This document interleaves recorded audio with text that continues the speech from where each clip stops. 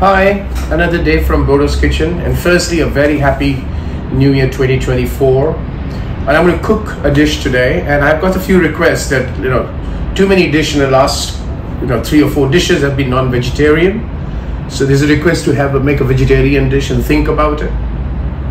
So I'm going to make what I consider one of my comfort food. If you talk to me about my comfort food, it is hot rice with a beautiful yellow dal tadka or tempered yellow dal.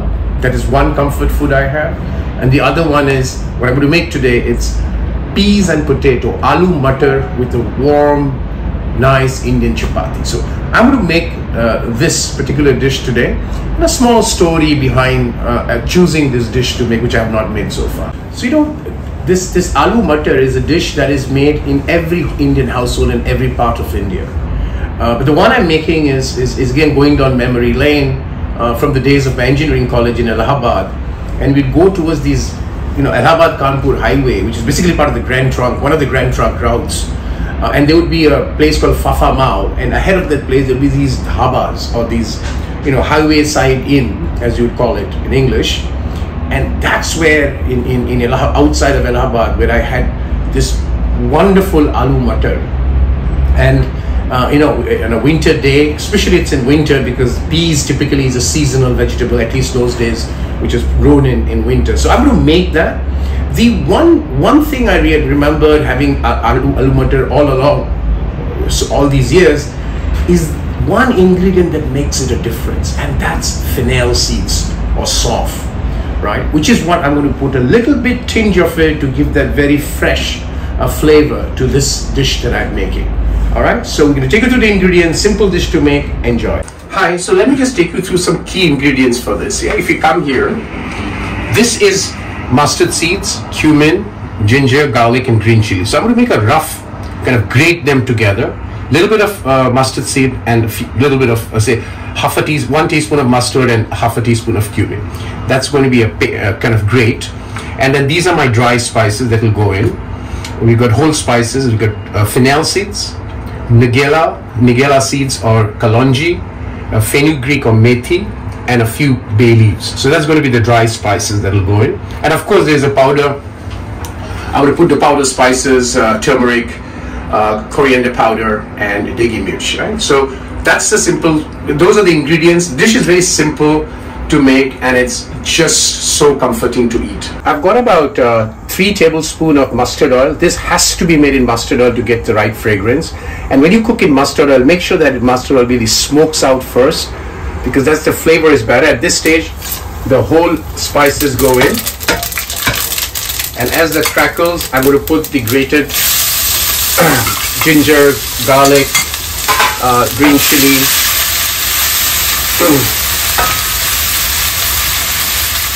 This has to be fried for some, so that the ginger garlic, the raw smell goes out. And as that kind of browns out, and this, I can sense the smell is on its way out, I'm going to add, I've got 1 Indian red onion chopped fine. I'm going to put that in, and I'm going to brown out the onion a little bit before I put the spices and come back. It is now translucent. At this, I will just reduce the flame a bit as I add the spices. 1 1/4 of degi mirch, half of teaspoon of turmeric, and 2 teaspoons of coriander powder. That goes in as I kind of spice up this. To prevent it from burning, I'm going to put the flame low, and at this stage I'm going to add a little bit salt so that it prevents the spices from burning. Keep the flame low,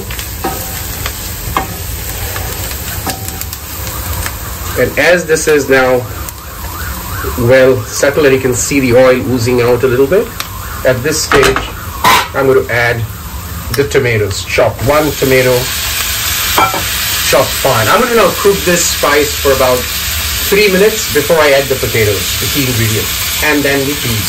The tomato is well mixed with the spices and the onion. At this stage, I'm going to add the potatoes, and I'm going to fry these potatoes for some time so that it absorbs the spice and also kind of gets a bit cooked before I add the spice. So the rule is like, 60, 80, 90. So 60% the spice is done, then put the potato, fried it together for about 80% done of the spices, and then add the peas, take it to 90%, and then water in. That's it, yeah? So I'm going to cook this for about 3-4 minutes, and I come back and then add the peas. I've cooked this now for about 4-5 minutes. At this stage, I'll add the peas, and I'll just fry a bit. I'm using frozen peas, so generally if you use raw pea or garden peas, not frozen, that takes a little bit more time to cook, but not the frozen peas.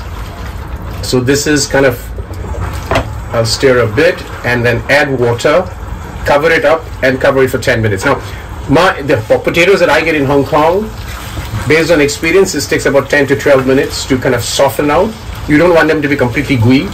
So, and you can check in between with a cooking pin, but 10 minutes for me is good enough. At this stage, I'll add water.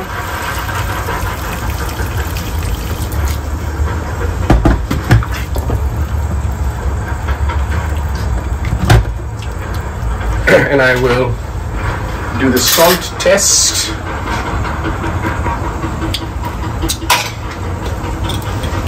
A little bit more because the potatoes, remember, will absorb salt. So I'm going to just put it, cover it up, and put my timer to 12 minutes. And I'll come back and check. So that's another day. First dish of 2024, as May reminds me. So vegetarian, classic potato and peas or aloo matar, reminiscent of my days in Allahabad, from the dhaba. Till we come back for the next dish, which will be in February, and which is again going to be a vegetarian dish, a very unique dish that I've had in India. Till then, from Bodo's Kitchen, wish you all a happy new year. Till then.